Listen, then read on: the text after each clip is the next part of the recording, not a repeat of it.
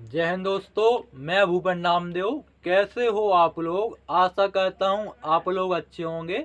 आज हम बात करने वाले हैं railway RPF SI sub inspector दरोगा न्यू वैकेंसी 2023 के बारे में कि कब से इसके फॉर्म ऑनलाइन होना स्टार्ट होने वाले हैं, कब इसका नोटिफिकेशन जारी होगा। अगर इसका नोटिफिकेशन जारी होता है तो इसमें योग्यता क्या मांगी जाती है, आपकी उम्र सीमा क्या होनी चाहिए तथा इसमें छूट कितनी मिलती है। इसके अलावा हम बात करेंगे इसकी सिलेक्शन प्रोसेस के बारे में कि जैसे कि आपका एग्जाम पैटर्न में आपका कितने विषय से प्रश्न पूछे जाएंगे। फिर हम बात करेंगे इसके फिजिकल टेस्ट के बारे में। फिजिकल टेस्ट में आपका हाइट, चेस्ट, रनिंग के बारे में। और सबसे लास्ट में हम बात करेंगे इसकी सैलरी के बारे में। तो चलिए दोस्तों, वीडियो को स्टार्ट करते हैं। आपको step by step A to Z जानकारी आपको समझाएंगे आरपीएफ एसआई भर्ती के बारे में। तो सबसे पहले हम जानेंगे आरपीएफ के बारे में। तो आरपीएफ का फुल फॉर्म होता है रेलवे प्रोटेक्शन फोर्स। रेलवे में जितनी भी आपकी आपराधिक गतिविधियां होती है, जैसे कि आपकी लूटपाट हो गई या कोई क्राइम हो गया, छेड़खानी भी हो सकती है, इसके अलावा चेकिंग वेकिंग से, वो सारी जिम्मेदारी आपकी आरपीएफ की रहती है।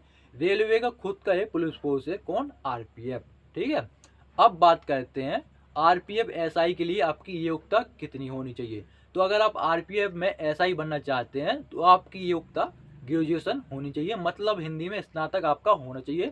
चाहे आपने बीए किया हो, चाहे बीएससी, चाहे बीकॉम, चाहे आपकी कितनी ही परसेंटेज बनी हो, केवल आप ग्रेजुएशन होना चाहिए।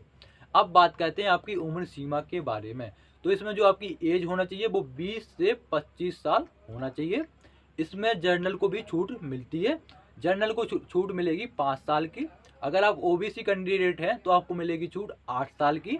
अगर आप एससी एसटी कैंडिडेट हैं तो आपको छूट मिलेगी 10 साल की। ठीक है, फिर से रिपीट कर देते हैं, आपको जनरल को भी छूट मिलेगी इसमें। ठीक है।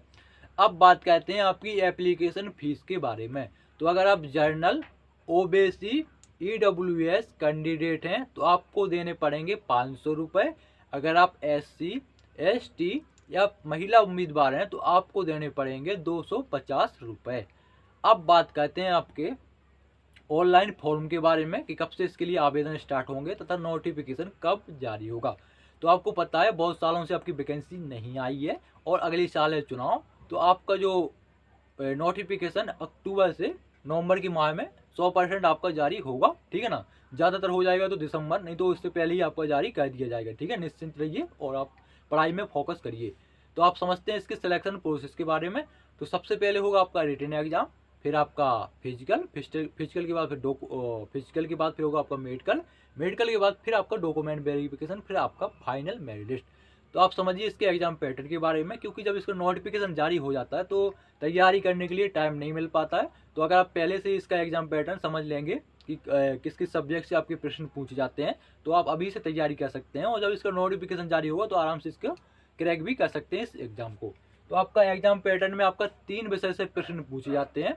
जैसे आपका जीके जीएस के 50 प्रश्न, या आप बोर्ड पर देख सकते हैं, जीके जीएस के आपके 50 प्रश्न आएंगे, मैथ के आपके 35 और आपके रीजनिंग के 35। टोटल आपके 120 प्रश्न रहेंगे जो कि आपके 120 अंक के रहेंगे। और इस पेपर को जो सॉल्व करने के लिए जो आपको टाइम मिलेगा वो 90 मिनट का टाइम दिया जाएगा। माइनस मार्किंग भी इसमें होती है।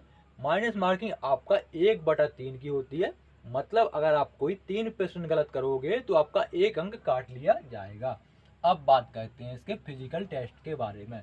तो फिजिकल टेस्ट में जो पुरुष उम्मीदवार की जो हाइट होना चाहिए वो 165 सेंटीमीटर होना चाहिए। अगर कोई पुरुष SC ST कैटेगरी में आता है तो उसकी हाइट 160 सेंटीमीटर होना चाहिए। ठीक है। अब बात करते हैं महिला उम्मीदवार की हाइट के बारे में। तो महिला उम्मीदवार की हाइट 157 सेंटीमीटर होना चाहिए।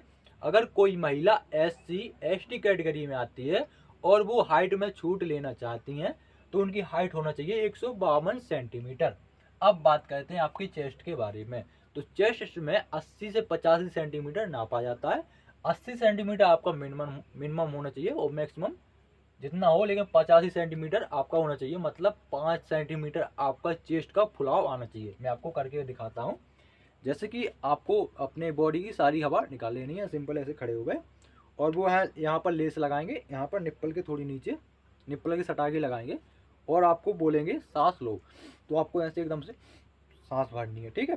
तो यही आपका चेस्ट फुलाना कहते हैं। तो आपका जो चेस्ट है 5 सेंटीमीटर से ज़्यादा फूलना चाहिए। 5 सेंटीमीटर से ज़्यादा ही फूल रहा है, लेकिन कई कैंडिडेट का नहीं फूल पाता है, तो आप दौड़ने जाइए। तो आप दौड़ने जाओगे तो अपने आप आपका चेस्ट फूलना लगेगा। अब बात करते हैं इसके रनिंग के बारे में कि आपकी जो दौड़ है वो कितनी कराई जाएगी और टाइम कितना मिलेगा। तो इसमें जो दौड़ कराई जाती है पुरुष उम्मीदवार की वो होती है 1600 मीटर की, और पुरुष उम्मीदवार को जो टाइम दिया जाता है वो दिया जाता है 6 मिनट 30 सेकंड का। महिला उम्मीदवार की जो रनिंग होती है वो होती है 800 मीटर की, और महिला उम्मीदवार को जो टाइम दिया जाता है दौड़ के लिए वो 4 मिनट का टाइम दिया जाता है। अब बात करते हैं लॉन्ग जंप के बारे में। तो लॉन्ग जंप में पुरुष उम्मीदवार की जो लॉन्ग जंप कराई जाएगी वो 12 फीट की कराई जाएगी, और महिला उम्मीदवार की 9 फीट की कराई जाएगी। अब बात करते हैं हाई जंप के बारे में। तो हाई जंप पुरुष उम्मीदवार की 3 फुट 9 इंच की कराई जाएगी, और महिला उम्मीदवार की 3 फीट की कराई जाएगी। अब बात करते हैं आपकी सैलरी प्लस आपकी प्रमोशन के बारे में। तो जैसे कि आपको नाम से ही पता है, आरपीएफ एसआई भर्ती, एसआई मतलब सब इंस्पेक्टर या दरोगा हिंदी में बोल सकते हैं। तो सबसे पहले आपकी ज्वाइनिंग होगी सब इंस्पेक्टर के पद पर, उसके बाद आप बनोगे इंस्पेक्टर, इंस्पेक्टर के बाद फिर बनोगे आप डीएसपी, जिसे हम सर्कल ऑफिसर भी बोलते हैं, जैसे सीओ। फिर सीओ के बाद फिर बनोगे आप एएसपी यानी असिस्टेंट सुपरिटेंडेंट ऑफ पुलिस। यहीं से आप रिटायर्ड हो जाओगे, ठीक है। बाकी आपका वहाँ से फिर यूपीएससी से आते हैं सीधा इसमें आईपीएस के पद पर, ठीक है।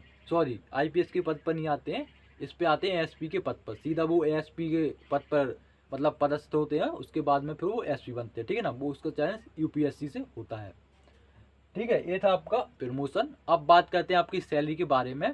तो आपका इसमें सैलरी जो मिलती है वो 4200 ग्रेड पे की मिलती है।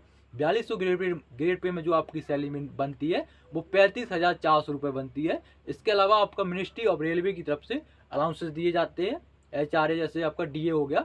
इन सभी अलाउंसेस मिला के जो आपकी शुरुआत में सैलरी बनेगी वो 50 से 55,000 के बीच में बनेगी।